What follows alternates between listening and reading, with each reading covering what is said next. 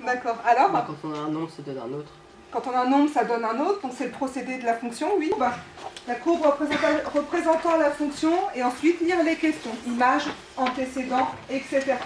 Et on va le faire ensemble. Donc sur votre cahier de mathématiques, vous prendrez la correction au fur et à mesure où on va le faire. Et surtout, vous levez la main pour répondre et vous posez vos questions, évidemment. Alors, on a un premier exercice qui parle d'une fonction. Donc la courbe ci-dessous représente une fonction f dans un repère orthonormé. Première question, donnez l'ensemble de définition de la fonction. Donc graphiquement, on va répondre à plusieurs questions. Et donc là, l'ensemble de définition de la fonction. Qu'est-ce que ça peut être, à votre avis? Je prends moins 2. Est-ce qu'il y a une image par la fonction? Oui. Oui, si je prends 6. 6, vas-y. Oui. Donc sur quel intervalle, c'est-à-dire de x variant de combien à combien, la fonction est définie? De moins 8 à 9. De moins 8, ici, jusque 9. Est-ce que vous êtes d'accord? Le crochet, c'est un peu comme quand vous faites la différence entre une droite et puis un segment. Plutôt que de faire une phrase, donc on peut faire une phrase, mais on peut le noter plus rapidement en symbole mathématique. Donc l'image de moins 2 par f. Non? On place moins 2 sur l'axe des abscisses. 10 lignes. f de moins 2 égale moins 4. Voilà, et donc l'image de moins 2, c'est moins 4. Très bien. Comment est-ce qu'on fait? Qu'est-ce qui peut me le dire? Vas-y. Sur l'axe des ordonnées. Voilà, sur l'axe des ordonnées, très bien, on place 2. Ensuite, On cherche sur la ligne s'il y a des points. voilà, donc c'est comme si, donc là, j'ai pas l'âge.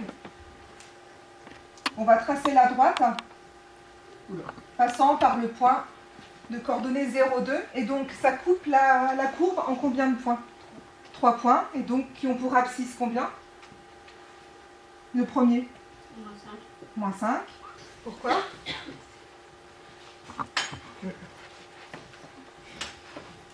Donc Clara, vas-y. Il n'y en a pas. Il n'y en a pas? Pourquoi? Mais tu te mets où pour voir qu'il n'y en a pas? Exactement de la même façon que ce que nous avait expliqué ta camarade.